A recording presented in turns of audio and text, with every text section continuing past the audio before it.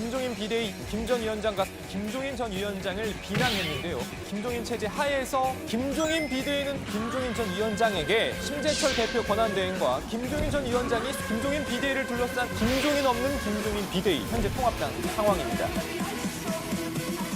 총선이 끝나고 벌써 보름하고 하루가 지났는데요. 곰곰이 생각해보니까 보름간 방송에서 가장 많이 언급했던 사람 바로 김종인 전 통합당 총괄선대위원장이었습니다. 김종인 전 위원장이 비대위원장을 맡느냐 안 맡느냐를 두고 지루하다 못해 눈살 찌푸려지는 갈등이 반복됐습니다. 김종인 그분은 전당대회뿐만 아니라 비상대책위원장이 아니라 상시대책위원장을 시켜달라고 요구를 하고 있습니다. 김종인 비대위원장한테 지금 오늘 투표 내용들 다시 한번 말씀드리고 비대위원장 수락해 주시라고 요청을 할 생각입니다. 김종인 비대위 체제는 앞으로 계속해서 논란이 있을 수밖에 없다는 생각입니다. 일단 다음 주에 새로 뽑히는 원내 지도부에게 열쇠를 넘기면서 또 당장 연휴가 시작되면서 갈등과 충돌이 조금은 잦아든 모양새입니다. 물론 여전히 김종인 전 위원장에 대한 비판을 이어가는 사람도 있습니다. 김종인 체제가 들어오면 황 체제보다 더 정체성이 모호해지고 지금 미래통합당이 안고 있는 계파 분열은 더 심해질 것으로 보였고 나아가 김종인의 오만과 독선은 당의 원심력을 더욱더 키울 것으로 보았습니다.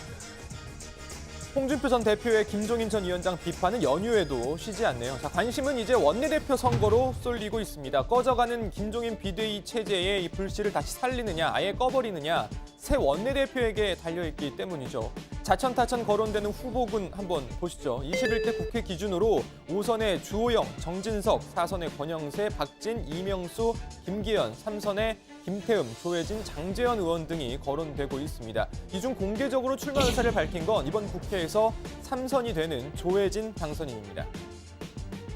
당 지도부든 원내 지도부든 둘 중에 하나는 반드시 도전을 해서 지도부에 들어가려고 생각을 하고 있습니다. 일할 기회가 주어진다면은 우리 보수 정당을 새롭게 하고 거듭나게 하고 환골탈퇴하게 하고. 물론 4선이 되는 권성동 의원도 원내대표 출마 의사를 밝힌 바 있지만 아직 무소속이고 복당이 언제 될지 아직은 기약도 없는 상황이죠. 자, 거론 인사 중엔 불출마 의사를 밝힌 의원들도 있습니다. 아무튼 원내대표 후보로 거론되는 인사들 중 상당수는 김종인 비대위 체제에 다소 부정적인 입장을 밝히고 있는데요. 꺼져가던 불씨가 다시 살아나는 게 쉽진 않아 보입니다. 원내대표 선거 판세 이야기는 들어가서 좀 더 해보죠.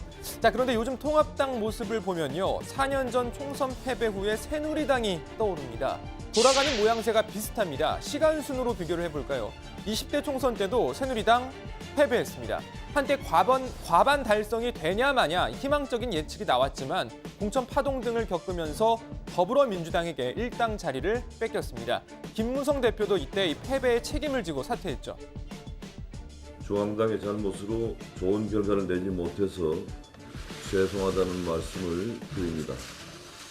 저는 선거 참패에 대해서 모든 책임을 지고 오늘부터 당대표직에서 물러나겠습니다. 그리고 새 원내대표로 선출된 정진석 의원이 비상대책위원회와 김용태 의원을 위원장으로 하는 혁신위원회를 출범시키려 했지만 상임정국위가 정족수 미달로 무산되면서 불발로 그쳤습니다. 그 뒤 김희옥 비대위가 어렵사리 출범했지만 관리형 비대위였고 8월 전당대회에서 친박계 이정현 의원이 당대표로 선출됐습니다. 자, 현재 미래통합당도 판박입니다. 총선 참패 그리고 황교안 대표의 사퇴가 있었죠. 국민 여러분께 죄송합니다. 총선 결과에 대해 책임을 지고 모든 당직을 내려놓겠습니다. 김종인 비대위를 출범시키려 했지만 상임정국이 무산으로 임기를 늘리지 못하면서 불발됐습니다. 자, 그리고 곧 새 원내대표를 뽑게 됩니다. 여기까진 똑같습니다. 그 이유가 문제겠죠. 아시다시피 새누리당은 이후에 탄핵 사태를 겪고 당명을 바꿨습니다. 그리고 대선에서도 패배했습니다.